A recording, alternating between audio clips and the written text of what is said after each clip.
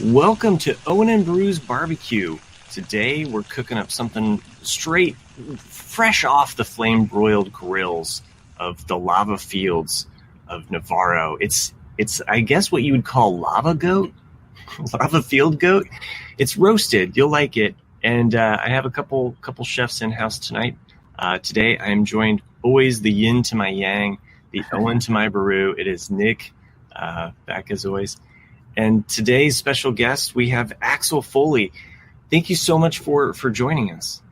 Oh, man, it is really my pleasure to be here with you guys. I have been on this journey with you, listening to all the episodes of the BBQ. I've the podcast. I've got my spotcha ready. And I'm excited. I've been doing so much Watchmen talk. I haven't had a chance to talk about the Mandalorian, Star Wars, and I'm really excited. This was a great episode too. I was pretty blown away by some moments that happened in this episode. So glad that you kind of ended up on a fun one, right? Yeah, this has been great, I think. And you know what? I have not had an issue with there not being a lot of plot in the show so far. That has not really been an issue for me. I've kind of liked that. Maybe that's because I was podcasting Watchmen and for that Mindhunter and like shows that are really deep and plot heavy. And this is just kind of simple and fun, and it's pure Star Wars. And I've just been, man, I hear the doo doo doo doo. I hear like the theme song in my head as I'm walking around during the day. My son and I just love to yell Mando at each other. Nice. Always get Mando. Yeah. I'm 100% with you on that for sure. Like I agree. Like the plots of Mindhunter and Watchmen for sure. But yeah, this one is. I mean, that's what Star Wars is, supposed to be, light and fun. And I think this series has definitely hit that for sure. Actually, no, I agree with Matt. You're on a great episode to be joining us with. I think this is, in my opinion, the best episode of the series so far. I'm going to be positive tonight for once. You're getting all your positive out because Rise of Skywalker, you're seeing it tomorrow, so you're expecting a downer. You're already going in. I'll go in high, and we'll see where it goes. Yeah. All right. Man, the reviews on that are pretty brutal. So I was really surprised because this is not a case of where you just have, where we've seen in the Star Wars fandom, like for one reason or the other, people like, I'm not going to like it. This is like a lot of critics who I know love Star Wars being like, just doesn't work. Okay. Well, no more spoilers about. Sorry. Okay. So yeah, I'm trying to stay as pure as possible. Like the snow. Like Mando. Like Mando. I'm a man of honor. Okay, so let's keep it like that. So, Axel, before we get too much further into the show, though, why don't you tell the listeners where they can find more? Because you podcast. This isn't your first rodeo here. This isn't your first blurg. I can be found at dvrpodcast.com. Like I said, we just finished Watchmen. Getting back into, Heath and I are going to get back into doing Mindhunter Season 2 in January. I'm going to be actually covering The Bachelor and also Curb Your Enthusiasm. We have a pod called Curb Your Podcast. Oh, awesome. That's with Sean, who's a comedian and friend of mine.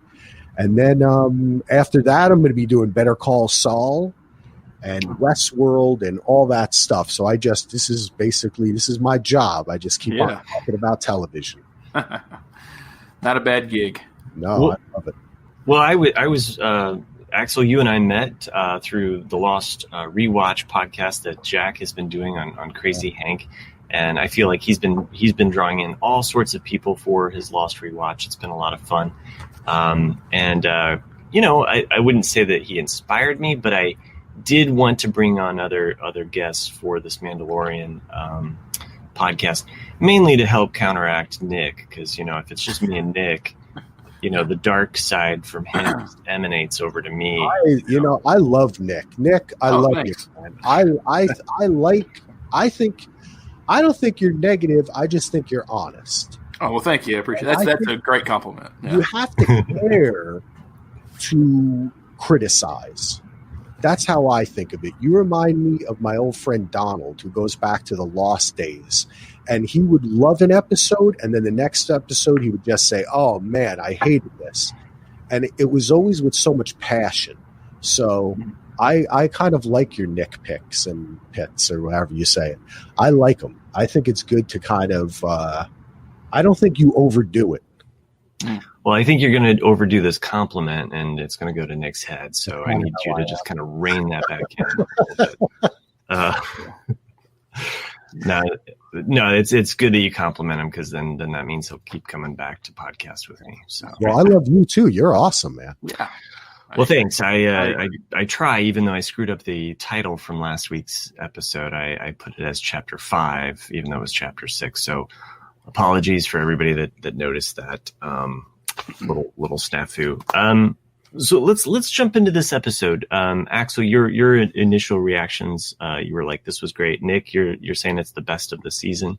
I mean, yeah, that's what, I mean, like I said, like Matt knows, I got off work and immediately got some dinner and just watched it and finished it 30 minutes before we hit record. So they got one viewing in. This is, straight off the press hot takes, and that's just how I felt. Like, I was like, okay, I mean, there's definitely some things that I could be like, come on, Mando, don't fall for that, but yeah, as in the pacing, the action, the grittiness of it, I really liked this episode. I was like, I give it like a solid A, not a solid A+, but like an A. It's like, this is a good one, so. I think with both the third episode and then this episode by Deborah Chow, it really has me excited and for Kenobi, and also, very like, okay, it's in good hands. Like, I feel like if she's been able to do this with this much material, those two episodes are still some of my favorite, the third episode and this episode so far. I like, though, that just from all of our podcasts, I like that you were proven right about, like, he got like the whole band back together, and then of course, we had predicted that this would probably be a 2-parter, and it kind of is, so I was like, we kind of got our wish there. Yeah, you guys were on point. I thought it was great.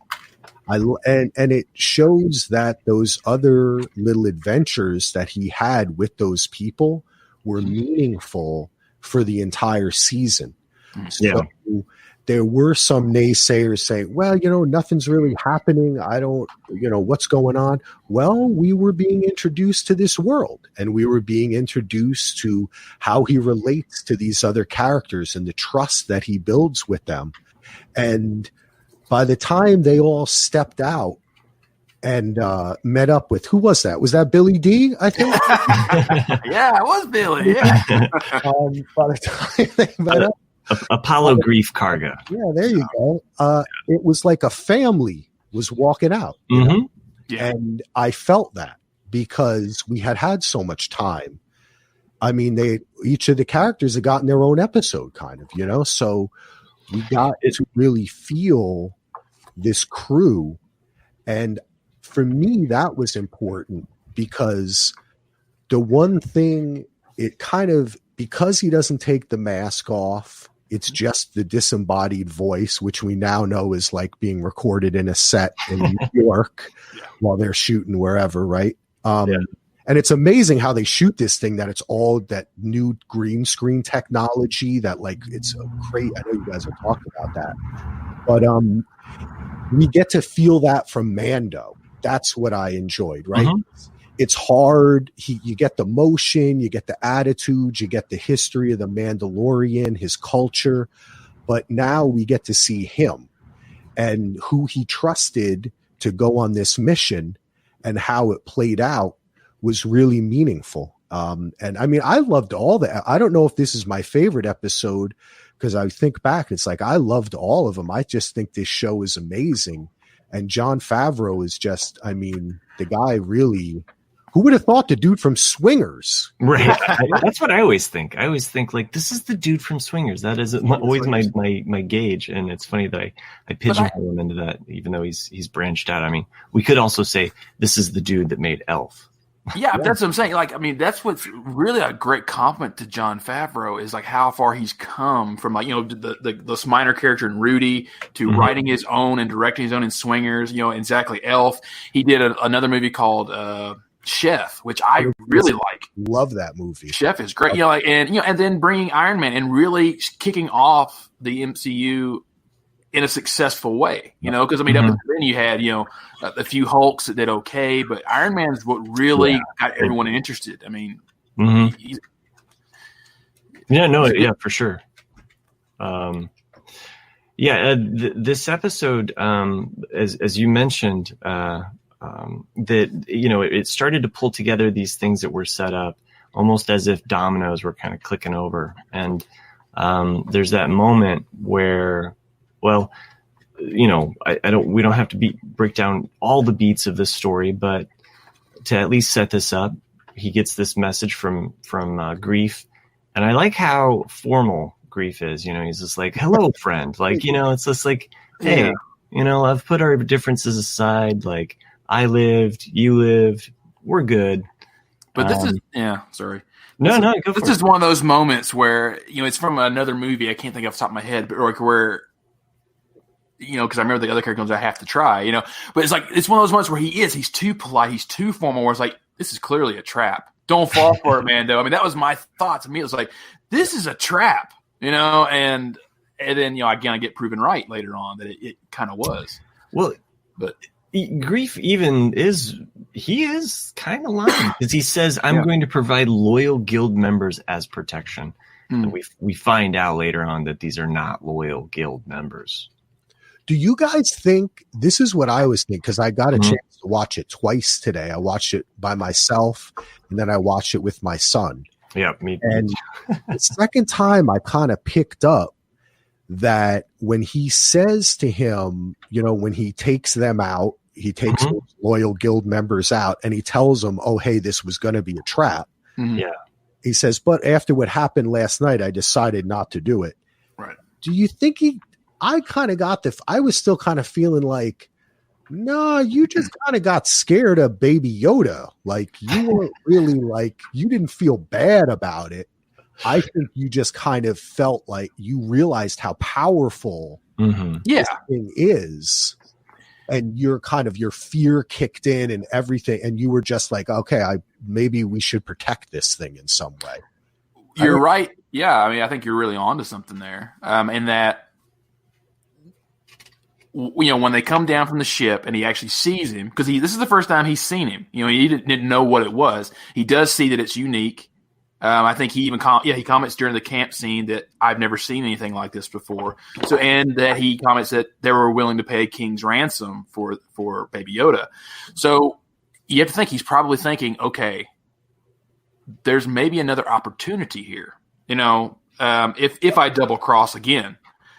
But then, of course, after Baby Yoda saves his life, which he does, I mean, because he was a dead man, that really might have cemented it. Okay, A, it's unique. A, King's Ransom, and wow, if it's got this kind of power, yeah, exactly.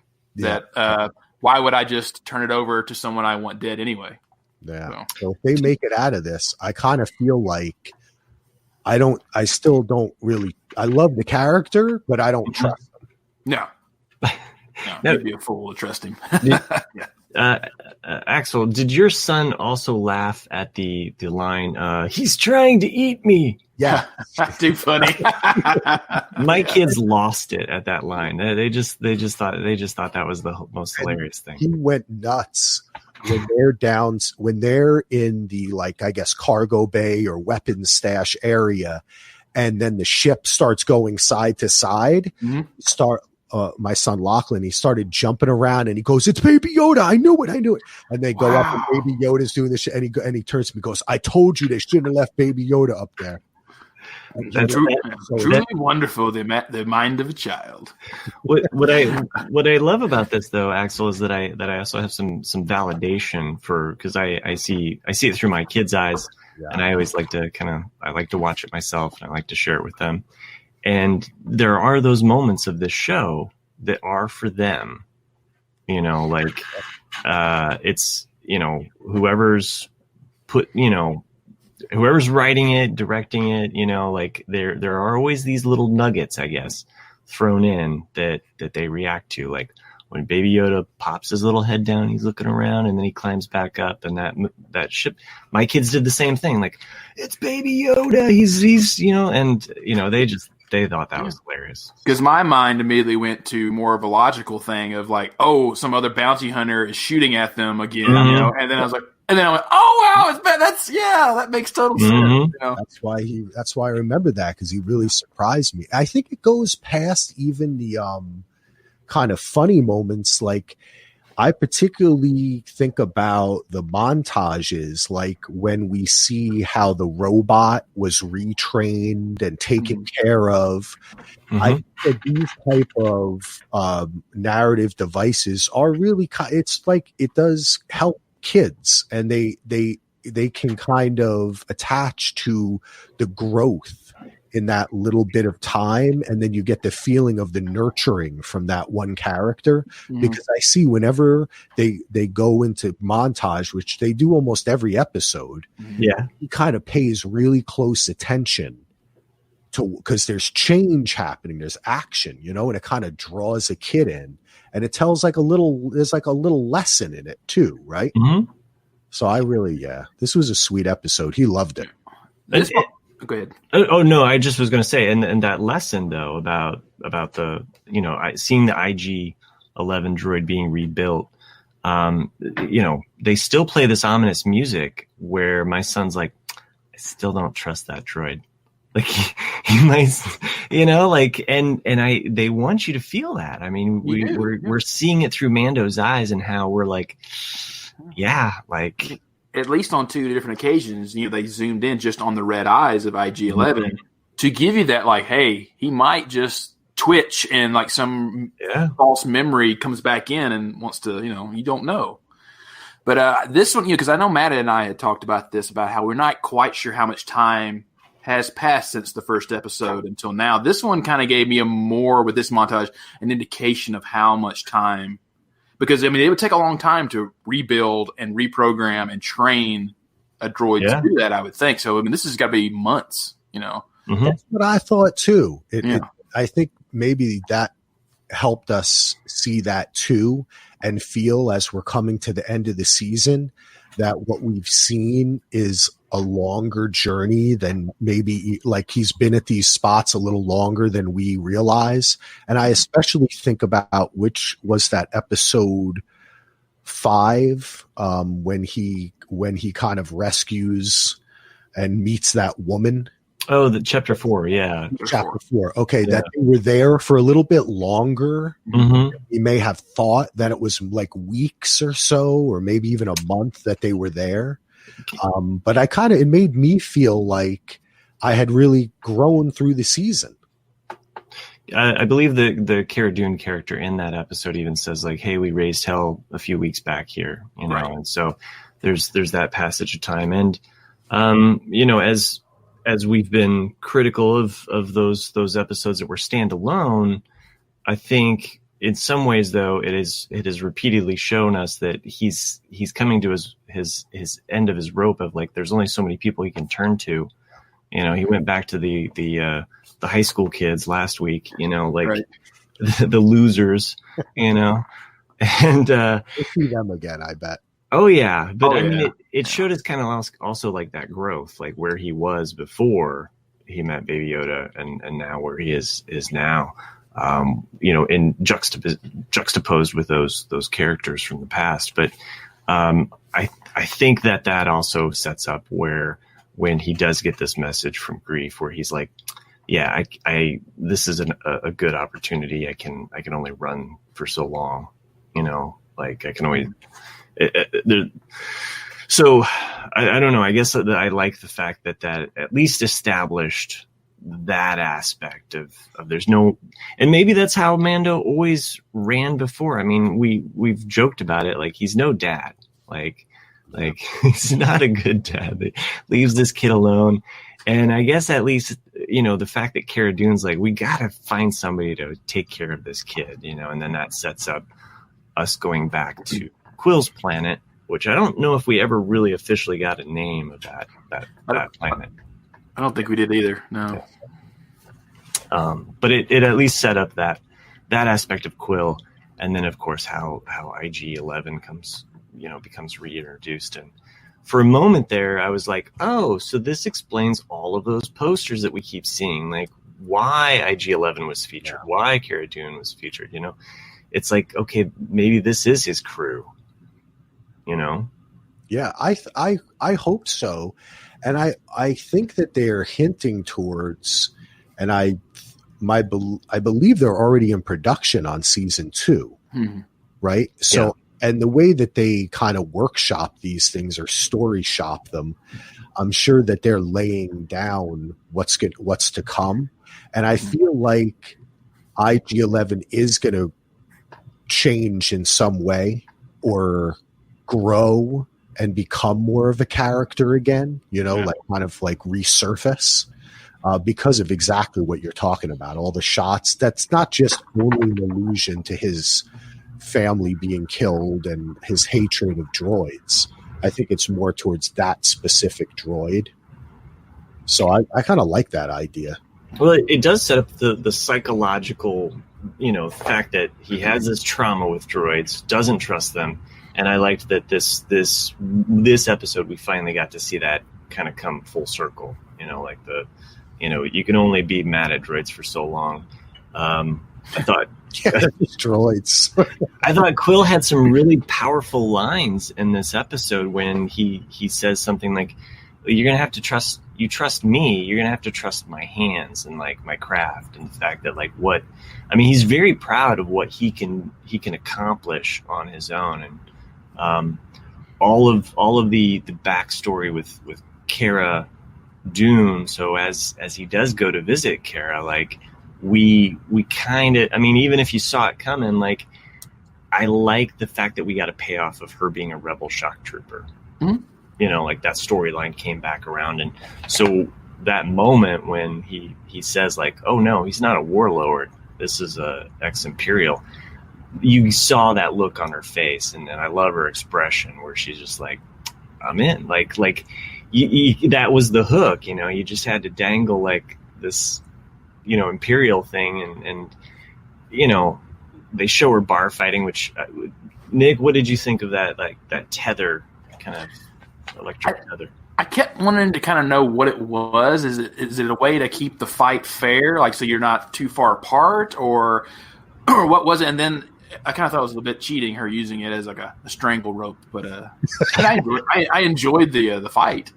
Of course, that's what she does. So she, as in her real life. Yeah, that's right. So it's true. Yeah, I thought it was cool.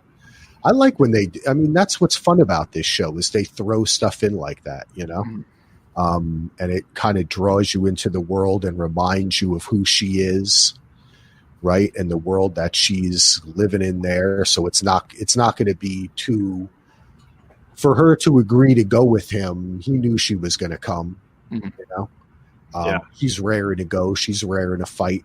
I thought it was cool. I thought it was cool the way, you self-submit by hitting the belt. Yes. And it disappears. Yeah. So it's she couldn't have really hurt him, and at any mm-hmm. time, one of them, it's almost like flag football in a way. I thought that was kind of cool. Mm-hmm. It took me a second because I think I blinked or I looked away or at that the first time through, and so it was I had to kind of pay attention. I was like, oh, that's how. Okay, yeah, he tapped out. So and clearly this is also how she picks up some money. This is how she's true. Kind of getting by. It also reminded me of Indiana Jones. Raiders of the Lost Ark. The fact that she's the toughest broad in this place, and she's going to drink everybody under the table. She's going to take your money. She's she's just as tough as all of these. So to go up against a Dathomirian, is that right? Dathomirian? Am I pronouncing that right?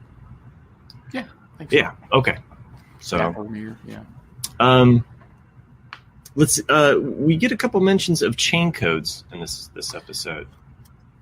Yeah, I was puzzled about that. I mean, do you have any thoughts? No. I just like it when they throw in things like that. Okay. I don't know. I'm still. The thing I'm still trying to figure out is how the fob works. Like, why has he taken at it? Can he take it out of Baby Yoda? Is it DNA'd into? Like, I still don't understand. Right. That's been so. When they mention that, I just figure that that's going to play into something later. That they're going to have to switch a chain code or they're telling you that word. Yeah, no, that's a good theory. Yeah, that's very good because the chain code, she mentions it because she's like, look, if somebody picks up my chain code, like she's going to be arrested. It didn't seem by like New Republic, but I guess the Imperial, the scout troopers that we see later on. As they're entering town, Grief Karga's got Mando and the binders there. They want to see a chain code. So, and then he whips out his ID and they scan it. So I assume this has something to do with their ID. Perhaps it's also related to this idea of your DNA, DNA chain. Maybe it is connected in some way. Like I don't know. We're getting new Star Wars jargon all the time. I like the world building. It doesn't have to beat you over the head with it. So those casual fans, like my kids, it's not like they're like, "What's chain code, Dad?" We got to see a unique blue drink in this bar too, like just very briefly. But I was kind of wondering if this was the ale that those people were making, those raiders in Chapter 4. Like you saw those big batches of like blue liquid. I was kind of wondering, like, are they making some kind of alcohol off of this krill? Like, why would they steal from these villages? Oh, you know how it is, man. Any planet you go to, they're going to make alcohol out of something. You guys got a toilet bowl around here? Yeah, even in a galaxy far, far away, they'll distill that if they can. If they can figure out how to make some hooch, yep, they're going to make it. Yeah, go ahead, Nick. Well, I was saying the one thing I wanted to talk about, even though it's a short thing, I thought it was really, it was me just reacting to it, was the arm wrestling scene on the ship before they land. Yes. Because, it just looks like, okay, they're just killing time, they're arm wrestling, and then, like, let's want to double the bet, which you think, at least I thought, like, okay, maybe Mando's faking it, and now he's wanting to double the bet, so then he can just, like, I get double money, but that's not what happens. You see all of a sudden Baby Yoda raise his hand, and force choke Kara. Yeah. And my mind, because, like, I know someone had posed a theory somewhere that, like, what if Baby Yoda's actually evil? So my mind kind of went there, like, why is he force choking Kara? And then Mando just picks him up and automatically assumes, like, no, she's my friend, and I'm like, how do you know? Like, how do you know that Baby Yoda was not just trying to be evil right then? And that's just the way my brain works. But then I'm like, okay, yeah, I'm just overreacting. You know what, man? I've been rewatching all the movies in anticipation of the new one, and also just because Disney Plus came out. Mm-hmm. And one of the things that I picked up on, and I was talking about it with my son, is we forget. I mean, Yoda, when we originally meet him on Dagobah, is like a total wise ass, and he like he's stealing stuff from Luke. And then every time Luke says something, he's like, "Oh, you will be afraid. You will be." Like Yoda was kind of a little take it like in the prequels. He kind of was, I guess, he's sitting high on the hog, right? Part of the Senate and all that, and the Jedi Council. But then you see what he became. So it makes you think, like, what is this species? And we've seen Baby Yoda, like, just eat that frog, and laugh and make the ship go crazy. He's kind of mischievous. Mm-hmm. Yeah. So I don't think that he's necessarily, and I like the fact that they don't make him all super cute. He's always nice. And I'm glad you pointed that part out, because it not only shows the strong bond he has with Mando and Mando only, right? Yeah. But he's capable of doing that. Yeah.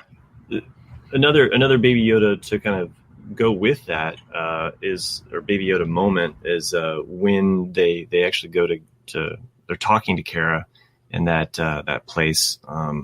Baby Yoda does a little mimic walk, like he's trying to walk like Mando a little bit, like I'll go back and watch that. Yeah, it's very subtle, but like just like the swagger that he kind of like, it's like he's watching them and always learning. So, and then I also think of like how kids, like if you've raised a toddler at some point, they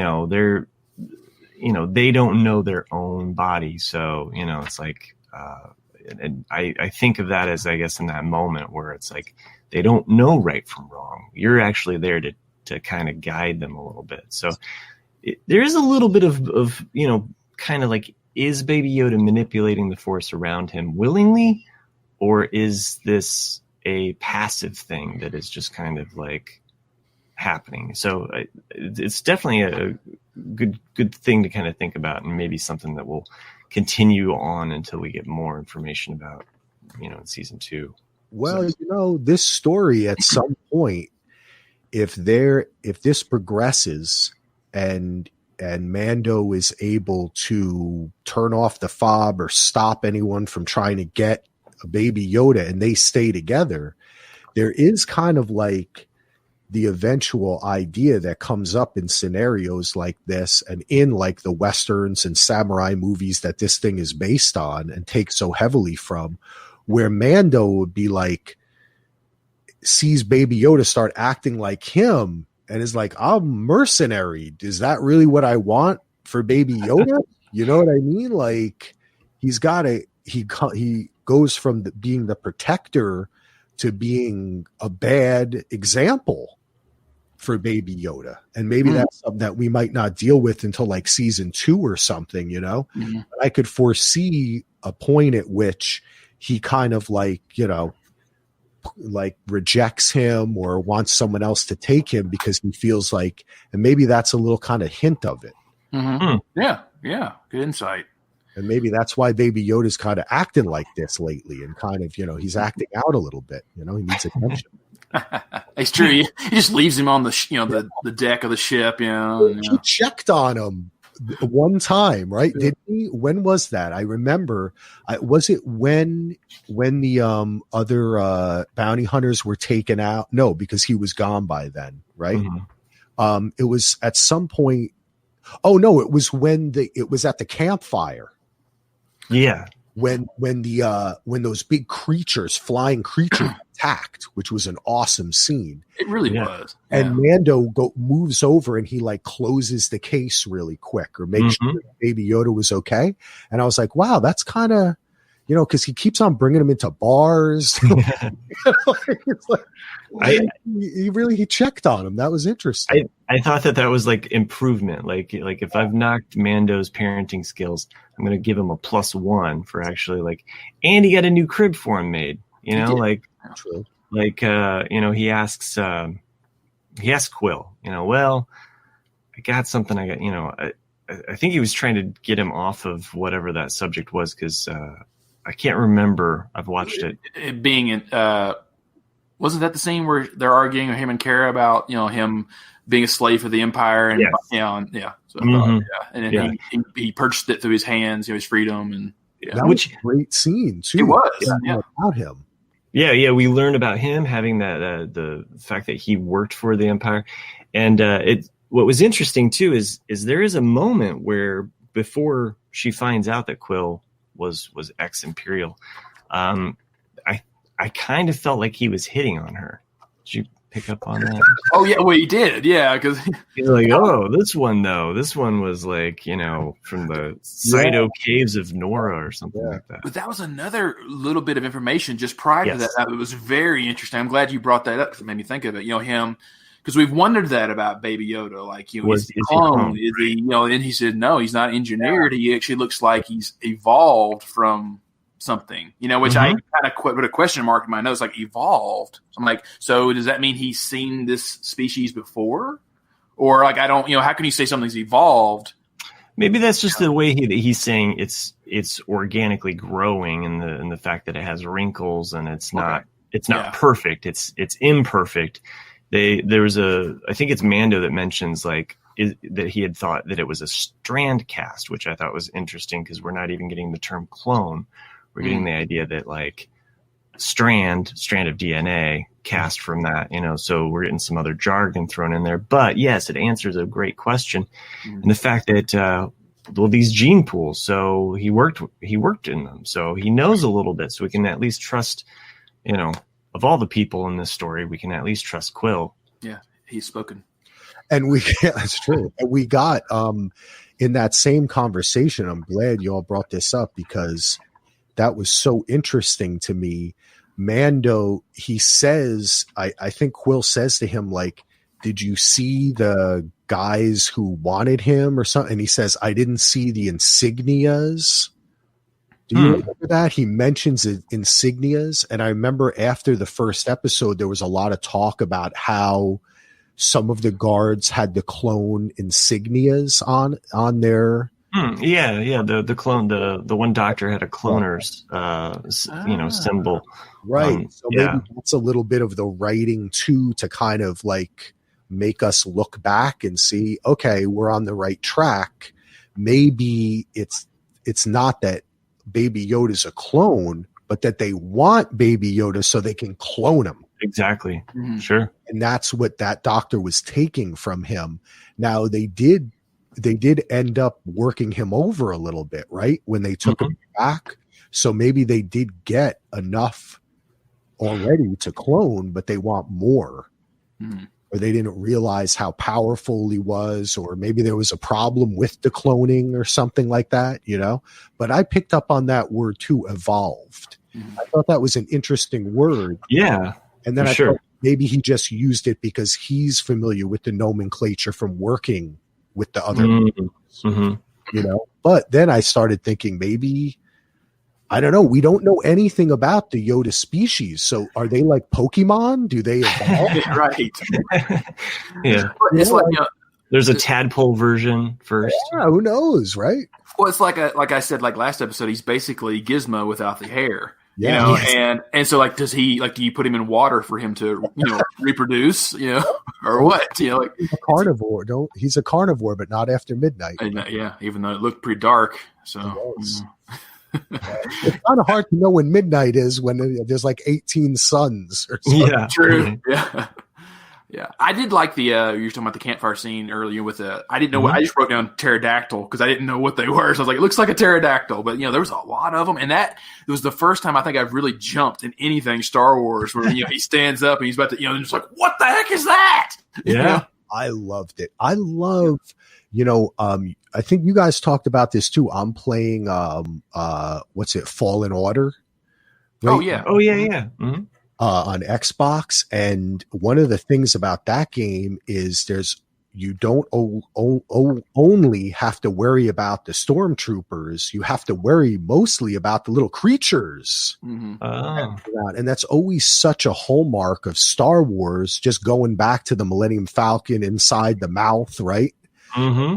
That there's always like some little creature pops up. So I thought it was so awesome that he's like, we'll be safe. Or when he's like, look out for the Jawas here. But then he doesn't mention these like freaking 18-foot wingspan pterodactyls that are out in the desert. Yeah, it's like it reminded me of the Minok, but the head was different. Right. The head was more like a dragon of some type. So they were cool. That scene was great. It was great. It was so simple. And it showed that it was like everyone was a threat, because they got one bounty hunter, they got two of the creatures, the blurgs, and then they started to take one of the blurgs. They did take one of the blurgs away. One of the blurgs was being taken, and I don't understand what happened in the shooting. Perhaps maybe the other blurg died. I think that's what I assumed, because you said there's three, and then it landed on top of it, and it probably was either too wounded to carry on or whatnot. Yeah, because they're down to one. Right, there at the end. Yeah. So, but since we're just on that scene, we might as well continue it, and we see Lando that got hurt, Carl Weathers, and then it's a big gash, in his arm, and you're like, oh wow, he's really hurt, and And the fact that, I mean, I love that you could see it coming, even before it happened. You're like, Baby Yoda's going to save him. He's going to save him. And which he tried to do to the Mandalorian. Yeah, great, series, I guess, payoff there with some of these things, and perhaps that's why we're gushing so much about this episode, is that all of these, like I said, all of these dominoes finally started like clicking into place, and right. I'm sure some fans would have liked this probably like at chapter 4. You couldn't have had Kara. You couldn't have had some of the, maybe you could do without the Tatooine episode in there. But again, I think when they broke down this season, I think that they probably said, okay, point A to point B, first 3 episodes, this is how we're going to end it. And in the middle, we've got these open ones. So writers, directors, this is where you're going to, find your voice, and kind of play in the sandbox of Star Wars without breaking the china. Well, it's also, I always think about it with all these shows now, whether it's on a streamer or a network or cable, that they're going to be binged. Mm-hmm. We're watching it as it happens, but just like a vast majority of people are going to see a film on TV or Blu-ray rather than in a theater, the lifespan of this is going to be the vast majority of people are going to watch it probably after it's already been on, because this will be there for years. So I think that's why I just, once I kind of felt what it was in the first episode, I just settled in. This kind of took me by surprise that there was so much plot. And there was, like, when he was like, hey, do you have, when she says to him after the fun in the cockpit incident with Baby Yoda, and she's like, is there anyone you trust? I was like, oh, they're getting the band back together. Hey. And, it was just great. And then, I don't know, it was just scene upon scene. And it was Quill who says to Carr, like, let Baby Yoda touch him. Yes. So everyone had, if he wasn't there, then that wouldn't have happened. They needed that person to be a part of the team. He has always been that way. I mean, he, not only with that scene, but there's another scene where he's like, let this person talk. Like, I mean, there was another moment in this episode where Quill's the one that kind of is, he's kind of the cooler head that prevails.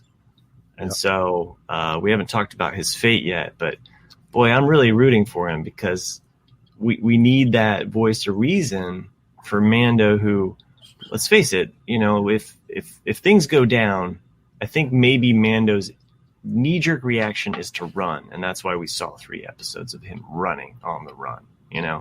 Like, maybe that's just built into him. It's a good point. That's a good point. Mando just likes to love him and leave him, baby. Yeah, well, I mean, that's what people who have trust issues do, though. It's like, this is the way. Yeah. That's true. So wait, so you think that there's a chance that Quill might be alive? Because I thought, no, he's dead. I did too, but now that Matt says it, I'm like, it's possible. I mean, it is Disney, where he could just, the shock of the laser blast hitting, him being thrown from the thing just knocked him out. I mean, that's perfectly logical. So, okay, when I was rewatching it, I actually was looking at his backpack, because I was like, okay, if he was shot, like maybe that backpack is just on fire and he is actually not like dead. Like, I was looking for anything that could have like absorbed that blaster shot, or maybe they hit the blurg and he went flying, because there is something smoking behind him. Maybe Baby Yoda did something, you know what I mean? Like, threw him off or protected him in some way and got because there were elements, as we've been talking about, where Quill is developing a relationship with Baby Yoda, you know? And if he feels like he's part of the team, and then we saw what happens when Baby Yoda thinks one of his family members is in danger, maybe he helped him.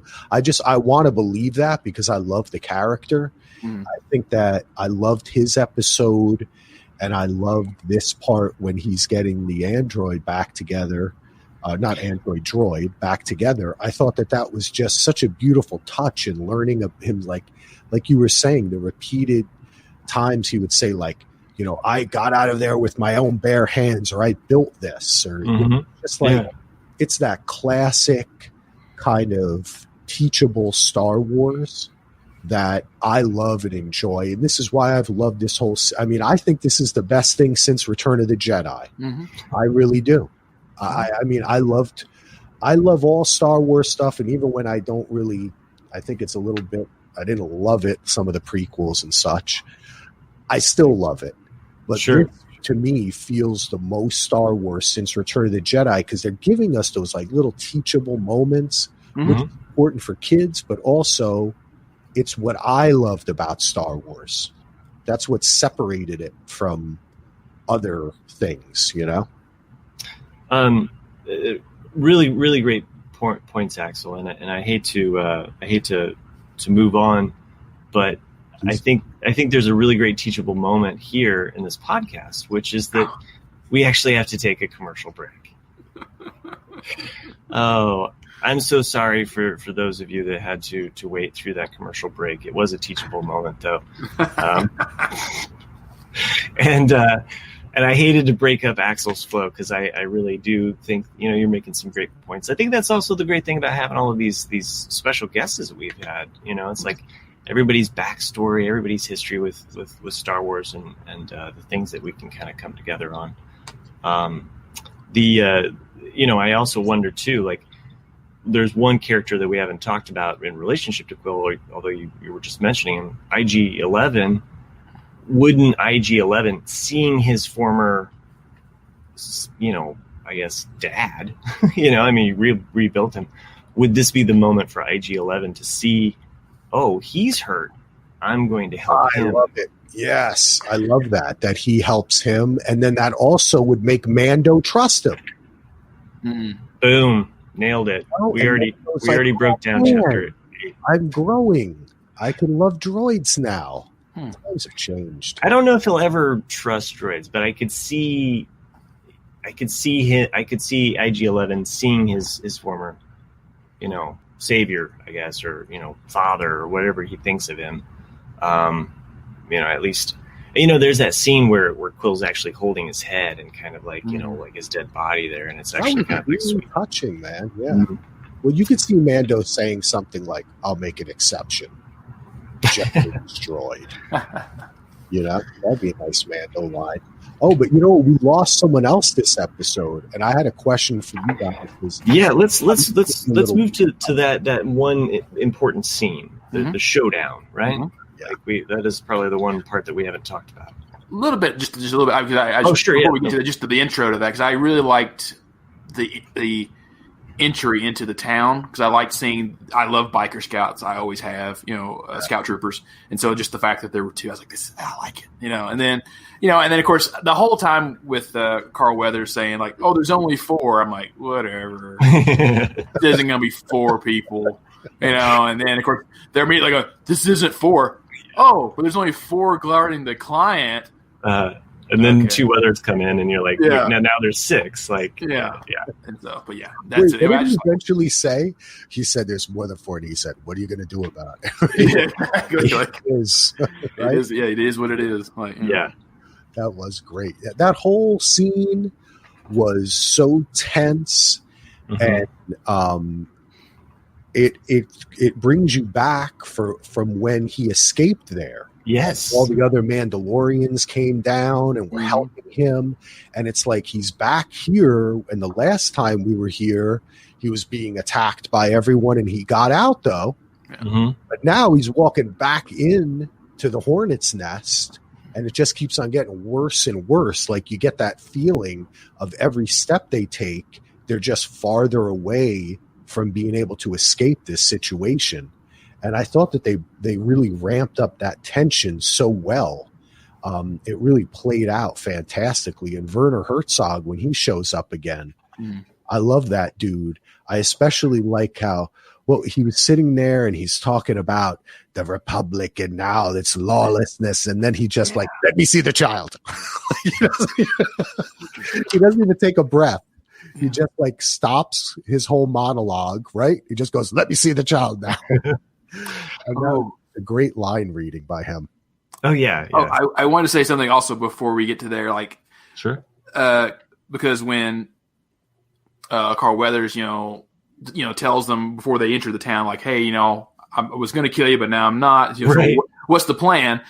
And he says, and then they come to just say that you captured me and I'm your prisoner. I was like, really? We're going to go with the cell block 1-1, like we're going to go with the New Hope, the old prisoner gag, or trick, but I mean, I thought it was funny. I was like, okay, whatever. And then, shoot, what was I going to say? But yeah, I agree with you. The what he's talking about, I wrote it down somewhere, but I love that whole speech about that, how like the Empire brought every system. That's what he's talking to the Mando, like, why did you resist this? Every system that the Empire touched, we brought more positivity, more income, more everything to this. It's like, and what do I see when I look around? Chaos. It's like, wow, like just the way people have perspectives of like, do you like control or do you like freedom? Even though you may be miserable, it's freedom. And like I like that duality in the thought process. Me too, man. You know what? That's why, slam all the trade war stuff in the prequels, but it does lend a depth to this galaxy, right? And these stories. Mm-hmm. And this episode, especially, we were talking about it before with, you get Quill's backstory and you get so much about Kara, and there's so much talk and like world building. Yeah, especially the divisions that are still there. It's just like they've been through the Civil War, and you're seeing both people on both sides, having to put aside those differences, come together on something that they both believe in. I wrote down Quill's quote because I really liked it. He said, he's only doing this for the child. He says, none will be free until the old ways are gone forever. Mm-hmm. Also reminded me of the Kylo Ren, like, destroy the past kind of thing. Right. So that's why I think this episode, though I have no idea any link it has to Rise of Skywalker, I think it does play into the overall themes, which is of the resistance versus the rise of an empire that may provide economic security in some sense, but wants to quelch your freedom and do all this other bad stuff. So it's like, it's world building that I think is cool going on, not just from this, but into Kenobi or however. I mean, my hope is that they're doing 2, 3, 4 of these a year, 5 years out from now, because I'm a fan. I think Star Wars works best as a TV series. That's just the way I feel. It's based on a serial. Mm-hmm. That's what they come from. Mm-hmm. Lucas gave them these episode titles because it was in honor of that and an homage. And now that we have the opportunity to spend that money, I mean, look, one episode of The Mandalorian is like the budget of Star Wars. You know what I mean? So they have the capability. This is the way to tell it, and we could really get into this world, It would be, and by the end, I feel like The Mandalorian, I don't know what the final runtime of throwing all of these together, but, perhaps it'll be even a more satisfying, like 2.5 hour, 3 hour block of time, you can just binge all of them. It's like, hey, we're just going to do it, it's going to play out like a movie, so. Who knows? Disney Plus too, they're putting all alternate cuts and stuff. Mm-hmm. At the end of the season, they might offer this as a movie in the same way that Netflix had Tarantino recut Hateful Eight into like episodes. They might go the opposite way and release this as a movie. It would be cool if you could just stream the whole thing. Just have like the little The moment with the client, though, really enjoyed that. Really, I love the way that he delivered all of those lines, and the fact that he was kind of lording over, this idea of order, which also kind of slowly evaporates too, and the fact that he's touting the Empire and their order, that they bring, and yet we see immediately after this the fact that the Empire is not.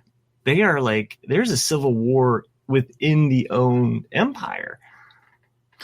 There was one thing I was confused, and maybe you guys, because they blew him up. I mean, they killed him. Yeah, that's what I wanted to ask. Is why is that how you perceived it, or Was he just a middleman that they wanted to take out? Go ahead. It was confusing. Yeah, like the person on the hologram, was that the guy, the pilot that was in the TIE fighter? Yes. Yeah, that was Carlos Esposito. Moff Gideon. Yes. That's what I thought, but I wasn't sure because I was like, is that him or not? But yeah, I didn't understand why. What was the purpose of killing him? Because maybe he knew that the child wasn't there. Did he have a fob? I don't get it. Like, he just. I think he's under the impression that the child is there, and he just wants the child. Yeah, but I still don't see the point of killing, him. That was the one. Yeah, it's the one part that's kind of confusing. Of like, what was just other than just to kill him? Like, did you fail me once? You're in the way. Even my son asked that. He said, "Why did the black stormtroopers kill all the white stormtroopers?" Yeah, inside there. Right. Yeah, they're on the same team. Yeah. Yeah, and I said, I don't know. Maybe now we're talking about it. I was thinking, like, was it friendly fire? It was so.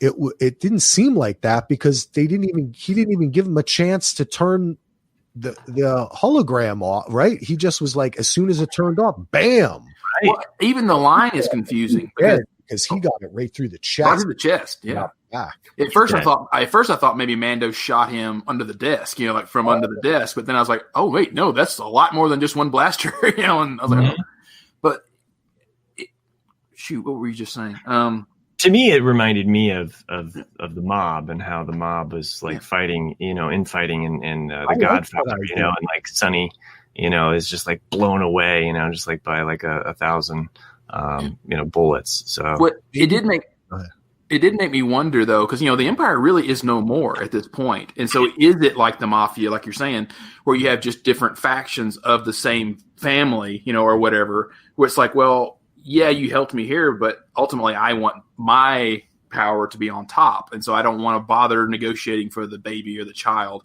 Oh, that's what I was going to say. But in the hologram, that's another thing that confused me is because he says, have you seen the baby? And he's like, he's sleeping right now. And he goes, you might want to, look again, which I thought maybe at that point, does he know that the child is actually away? And then they just open fire. So I'm like, well, if you know that the child is away, then it makes sense. But all that blaster fire into the cantina or the bar would have initially killed the baby. Yeah. So I think that he knew when he said that. He definitely knew. Yeah, he said, "I'll have him in a second." Right. He was monitoring what was happening. Mm-hmm. But I like, Matt, what you're saying there. I like the idea that this is kind of like different factions, and it makes sense of, okay, they wanted Baby Yoda, they got Baby Yoda. They had him for a little while. We met that doctor, right? And the doctor did something, maybe took some of his DNA or something, and then the doctor was told, dispose of Baby Yoda, right? And that was the client's request, but perhaps this Moff Gideon has other intentions. Exactly. Or the client was working on his own, right? Mm-hmm. That was kind of pulling he used information that he gained, and this was the end of his double cross. We just don't know the beginning of it, but we'll find out about it. Now, I have a really important question is, how did he get out of the TIE fighter? Because if you notice, he rises up, and then he cuts and he's walking on the ground. See, Nick, I thought you were going to bring this up. Actually, I was. Yeah, I was looking for the right moment to bring it up because it's like we're on a good thing, and I was like, because I wanted to talk about the TIE fighter because I was like, that actually not the getting out, but the whole TIE fighter thing made me so happy because I was like, I was like, ooh, TIE fighter, and then the fact that it landed, I was like, this is the first time we've ever seen a TIE fighter land. I was like, oh my god, because if you're someone like me, who's just practical, logical thinker, you're like, how does it land? I mean, you've seen them like in other things be attached inside Star Destroyers, where they just drop them and fly out. But it's like, how does it land on the ground? And then so the first time you see the wings fold and I was like, that's so cool. But then, then they're like, okay, how does it get out of it? I was waiting. Like, it was so elaborate, the way the wings came down and little feet on the bottom.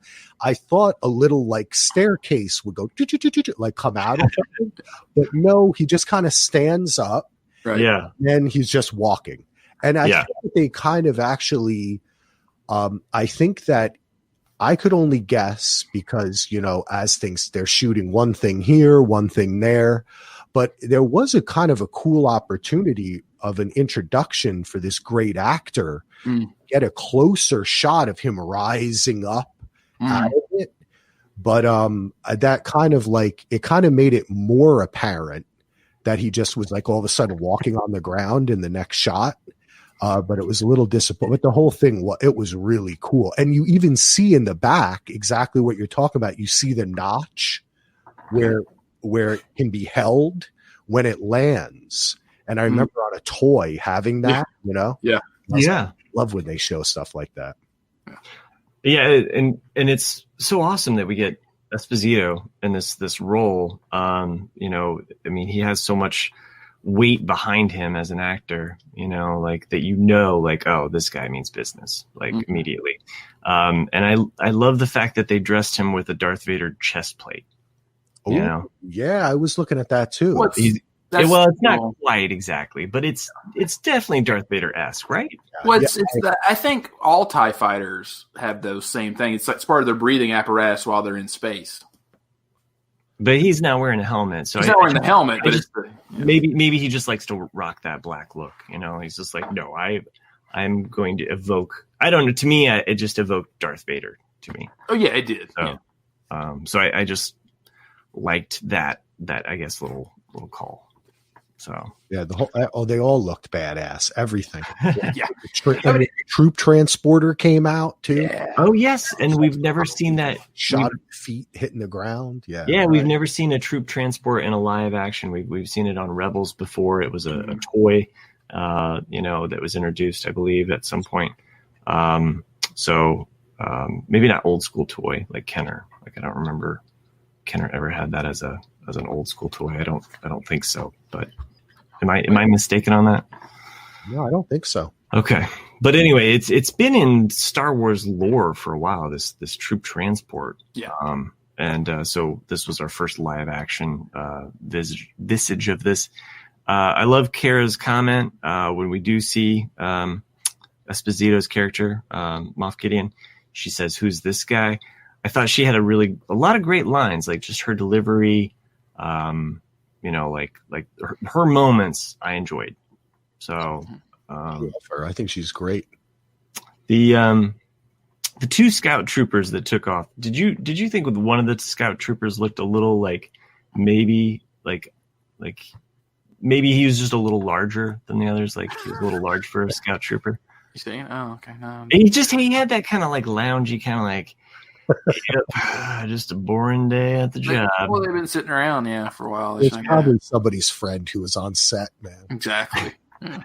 Everybody wants a cameo in Star Wars. That's how I think now. Every time there's someone with a helmet on, I think we're going to find out later that's somebody famous who was just hanging out one day. Right. Yeah. All right. So, We kind of talked about the end here and what we think about Quill. We don't want him to be dead, but most likely it's kind of a 50-50. Is he dead? Is he alive? I'm still kind of rooting for IG-11 here to make his appearance. So my random thought when we were just talking about the smoking backpack and all that, and I don't know why my brain went that way, but because you're just talking about IG-11 and all that, and I'm thinking, well, he did take him apart. He did repair him. What happened to the thermal detonator? I thought about that too. I thought about the same thing. And I wondered if maybe the thermal detonator was in the backpack. I'm trying to think positively, or maybe IG-11 threw it and something just happened to where a mistake, or I'm hoping for the best. I don't want him to die. Maybe that was the plan, and it's in the Baby Yoda. That was another thing. Right? He calls it a pram. Yes. Is that a Star Wars word? That's like what they say in the UK. That's what you call a stroller, like a pram, right? because it wasn't that I think it was actually a company. Oh, okay. Huh. I think that's where that comes from. Yeah, I never heard the word. Yeah, so yeah, okay. Yeah. I'm glad that you mentioned that. I actually have that written down in my notes because I was like, Pram, like look this up, and I never had a chance to kind of like double back around to that. There's a Lemonhead song where he says Pram in it too, so I remember looking that up when I was like in college. I'm pretty sure. Your UK listeners will correct me, but I'm pretty sure that's what it is. But I was going to say, I love your idea. Maybe that's where it is, or they're going to use that in some way. Because in the first episode, him saying, I'm going to self-destruct, I did that like 30 times. It was hilarious. So I kept wondering about any switcheroos, but they were very specific to show us, like, this is empty. Baby Yoda's here. Like, we see Baby Yoda move a little bit when they pick him up, like there was no switcheroos happening. So, but I was very cognizant, like, wait, are we missing something here? But I believe that the Empire does now have Baby Yoda. So, any other future predictions going into Chapter 8? And it's going to be a long week. Yeah. So, any predictions as to what we might see? I think that we're going to see Baby Yoda use his Force powers to help them get out of this situation. I think that's going to be a part of it, because I think that scene with him healing him and them discussing it too, and then how important Baby Yoda is. I don't know. I was surprised with I thought maybe a kind of, end point or a way to kind of remind us or kind of bring to a close all Mando's terrible parenting skills for him at the end to be like, I thought he might be like, no, Baby Yoda's definitely coming with us. Did you see what this kid can do? Right. We need him. And I was kind of thinking that, especially the second time I was watching, is like, you should have brought Baby Yoda with you. He might have been able to, put a little force field around you, or like, help you out in some way. Yeah, I'm with you. I think we haven't seen the last of the Force powers. I think if anything, we should get one more usage or one more scene, seeing that happen. So, I wanted to make sure that I had some time here to read a little bit of listener feedback. So, for anything that we messed up, got wrong, or you want to just send us an email, I would appreciate it if you just don't send all your hate mail to us. I don't know if I'll read that, but you can send us an email at theforceiswelldone@gmail.com. That is our email. We got this email from Maggie. She writes in, she says, hi, Matt, Nick, and Chris, or the special guest. So thank you. Yeah, she's talking to you too. I am just listening to the podcast about Chapter 5. She means Chapter 6. That's my mistake. I want to explain one Nick pick and agree with another. The New Republic dude on the prison ship didn't see Mando and the gang coming because Zero took control of the ship. Zero rerouted the video or something. He mentions it when they get there. As for the 20 minutes until the New Republic came to the ship because the tracker was activated, it doesn't make sense. Too much happened for only 20 minutes to have gone by. I can let that part go because Mando went into hyperspace and maybe that changes something. I have wondered from the beginning if Baby Yoda is using the Force or a Jedi mind trick on Mando and those who protected him before. I also think Baby Yoda might not be able to use the Force after the Doctor performed experiments on him. Can't wait for The Rise of Skywalker. I'm going Thursday night at 8:30. I'm not sure I'll give thoughts to share. Maggie the Mandalorian. This might be my favorite nickname, even though Maggie the Magnificent is so hard to beat. I'll let you guys give some feedback. I got to step away for just a second. You guys give some feedback to Maggie for me. Oh, sure. Yeah. Thanks for the email, Maggie. Yeah, I'm glad that you pointed that out. But my first nitpick, I did not, hear that bit where Zero took over. But I still thought it was weird. Did you hear that episode, Axel? Like where I was talking about, it was this last one. Yes. But yeah. Because it didn't make sense for me to have the alarm, be mobile. I understood it was a plot point, but it just I mean, I have to admit, I found that to be strange too, because you think that what that was really doing was just connected to something right in that room, right? Not the actual device itself. But I kind of like I say, I do watch these with my kid. And I guess I get into that kind of, I let my disbelief just go, and things like that don't get me too much. But if you think about it, it doesn't make much sense. Yeah. It's like and also I love the way stuff still looks like you could find it like in your house. Yeah. Like, it looks like a garage door opener. Yeah, exactly. I love it. Like the toaster. I love this. Like the Qui-Gon, Bic razor, he's talking into in episode 1. Yeah. I think that stuff is great. But if you go, I did hear that line though, about the rerouting of I remember that. Mm-hmm. Okay. That part I remember.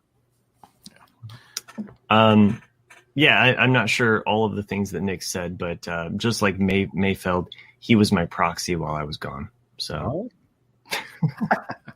we just addressed, her pointing out my nitpick that was wrong, and good on her. Yeah, she's holding you to task. Yeah, exactly. And I'm in Maggie's camp as far as like Baby Yoda controlling stuff with the Force, because I had that suspicion from episode 1, like all of these, or episode 1, chapter 1, all of these, like, like people protecting him and what have you. Like, how was, I just felt like maybe there's something more there. But anyway, we have a second email from Mark. He writes, "Hey guys," which is a good general description for everybody that's on the show. Mark from Chicago here. Just watched chapter 7. Amazing. Certainly the best episode of the first season thus far. Love how the episode ended on a cliffhanger. My comment is regarding Baby Yoda. You guys keep saying that you hope the show doesn't include Baby Yoda the whole series. However, if you set up expectations for what you want the story to be, it will only leave you in disappointment, especially for Nick Pick. For example, if the next 4 seasons are amazing and Baby Yoda is in all 4 seasons, you will have it in the back of your mind that is not going the way you had hoped, that the story is limited by him. That's like saying Mando's helmet is limiting the character. It's a good debate, but my opinion is that you should go with it and not set expectations. Anyways, I like the Yoda or Obi-Wan theories that one of them saved Mando as a child. I'll throw out a crackpot theory that the person who saved young Mando is Ahsoka. Enjoy the podcast, Mark. So, thanks, Mark. I like that. That was a good email. Yeah. Yeah, and we will dial in our expectations. We have, just like the Rolling Stones, we have no expectations. Yeah. Well, I think we got to do it. I mean, I think that is a very good point overall, not just for television, but life. But True. Human beings don't tend to do that. We have, so I think you could, I think I've always been one to say, I think you can theorize and prophesize and all that. But when it comes to that level of like expectation, that's a little bit different. I think you all talking about maybe that. I would think that you're still going to take the episode as it comes. But as podcasters, it is fun to kind of look ahead and talk about it. But I do try to practice non-attachment in all television because you got to let a character do something different. You got to let a story go in a way that you didn't expect. Because for me, my experience has been it's been those times that people creating TV are the most creative and it's the most interesting to me. So though I agree with you, and when I've heard you talk about that, I too expect that this is going to go past Baby Yoda, because the name of the show is not Baby Yoda. Right. The name of the show is The Mandalorian. And I don't think that this is his whole story. But if Baby Yoda's in it for 2 more seasons, I'll be okay with it, because Baby Yoda's cute. Cute little wrinkly head. Yeah, and I think the fact that The Mandalorian is tied to Baby Yoda from the pilot, we've seen lots of TV shows between all three of us. And if there's one thing that we've noticed is that the first season or the first episode always somehow makes a way back into the end of the series. So if there is ever a moment in which Baby Yoda is on hiatus doing his own thing, he's kicking it with his own crew, I would imagine that he would still come back around and be involved in some way. I since I still have Axel on this episode, I'd asked my son, is there anything that you think will happen in season 2? What else do you think might happen with this show? And he said, well, maybe in season 2 they meet another cute creature. Oh, there you go. Yeah. And I just had to laugh because I was like, oh my gosh, like that is I was like, that's not going to happen. Yeah. Until it happens. My son I asked him, I said, I said the next episode, what do you want to happen? And he said, I just want Darth Vader to show up. And I don't think that's going to happen, pal. Yeah. Sorry. Sometimes being the Star Wars dad does mean you're the smartest Star Wars fan in the room. So. Spoiler alert. Darth Vader showing up. But they do come up with some creative ideas, and it's nice to know that there's something that they themselves get out of the show, and he loves it. Any other last thoughts that you guys had for Mark or just in general? No, I mean, I really appreciate you guys having me on. Axel, tell the listeners again where they can join in your podcast, check you out, anything that you're doing. Yeah, check out dvrpodcast.com. I do daily DVR, which is kind of the flagship, and I put all of our different pods on there. That's kind of like a master feed. For the next couple of weeks, actually, you know what? Next week, I'm going to be on Ralph's Mandalorian podcast. Nice. Oh, okay. Staying in the family, baby. Yeah, that's great. Because, I originally, Heath and I were going to cover The Mandalorian. Mm-hmm. Once I kind of felt I'm really going to go all in on Watchmen, I kind of couldn't do 2 at the same time for Watchmen and that. And Mandalorian. So now I was like, I'm glad to be on this and with Ralph. And let's see, I'm going to be recorded for Christmas. We're doing a special. John and I are going to talk about A Christmas Story, and probably going to cover some movies until Bachelor starts up, then do Bachelor and Curb, and hopefully jump on some other pods and just keep on doing this thing, baby. Keep on going.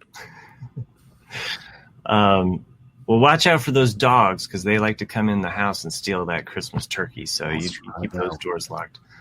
Crime. Promises. Gotta love that. No, that's great, and I hear what you totally. I mean, I was covering Watchmen and The Mandalorian at the same time, and I'm not one to podcast that much, and it did put me in an overdrive. But hey, while they're on, I totally enjoyed covering both of these shows. For us here on the barbecue, hopefully we'll get out a Rise of Skywalker reactions, podcast, even if it's short. We'll see what we can do about that. The most likely our coverage of Chapter 8 will conclude in the new year, so we'll see all of our fans in the next decade. Enjoy what's left of this one. At this time, I would like to thank all of our patrons that make this show possible. If you want to help out this show in any way, shape, possible, you can go onto iTunes, give us a review, rate us, whatever you want to do there. We are associated with the Jay and Jack Network, and they make this show possible by all that they do. You can go on to Amazon.com/Jay and Jack.